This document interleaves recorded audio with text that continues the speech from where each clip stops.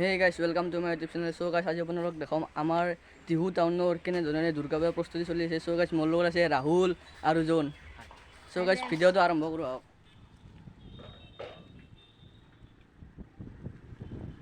So guys, আমি এটা দুৰ্গা মন্দিৰলৈ আহিছোঁ। guys, বহুত বেছি দূৰ নাই আৰু অলপমান আছে আৰু আমাৰ ৰাহুলে আগত যায়ে আছে।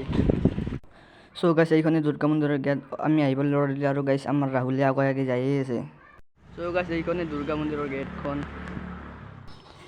So guys, আমি এতিয়া ভিতৰলৈ সোমাই আহিলোঁ মন্দিৰৰ, বাকীখিনি আগত দেখি আপোনালোকক দেখাই আছোঁ। So guys, এইটো দুৰ্গাৰ মূৰ্তিটো বনোৱা হৈছে আৰু guys ইয়াত ৰং আৰু কাপোৰ পিন্ধালে মূৰ্তিটো অলৰেডি সম্পূৰ্ণ হ'ব আৰু বাকীখিনি হৈছে আৰু এইবাৰ ৰাহুলে কি ক'বা দুৰ্গা পূজা কেনে হ'ব এইবাৰ আৰু জনে So guys, আমি ইয়াৰখিনি অলৰেডি দেখালোঁ আৰু guys এতিয়া আমি যাম ৰাৱণ য'ত বনাই আৰু ৰাৱণ য'ত পুৰিব তাৰ ফিল্ডলৈ যাওঁ টিহু স্কুলৰ ফিল্ডলৈ।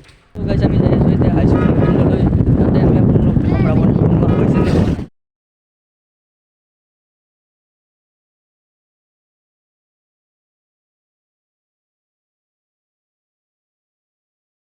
আৰু guys এই যি বাঁহ ফুটা আছে ইয়াতে ৰাৱণটো থিয় কৰা হ'ব আৰু guys এইখন ফিল্ডত মানুহ অধাচাৰ হ'ব মানে। আৰু guys ৰাৱণৰ ইয়াতে হাত ভৰি বনোৱা হৈছে, সম্পূৰ্ণ হোৱা নাই, আধা হৈছে আৰু guys ৰাৱণৰ বাকীখিনি তাত ওপৰত আছে দেখুৱাব আপোনালোকক। আৰু guys ইয়াৰ ওপৰতে ৰাৱণৰ পেটটো বনোৱা হৈছে অলৰেডি। So guys চাওক, এইটো ৰাৱণৰ পেট কিমান ডাঙৰকৈ বনোৱা হৈছে। So জন ৰাৱণটো কিমান মান ওখ হ'ব?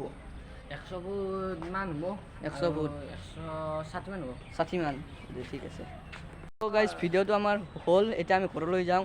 So guys, ভিডিঅ'টো যদি চাই ভাল পালে লাইক, কমেণ্ট এণ্ড Subscribe. ছাবস্ক্ৰাইবটো কৰি দিব। নেক্সট ভিডিঅ'ত লগ পাম।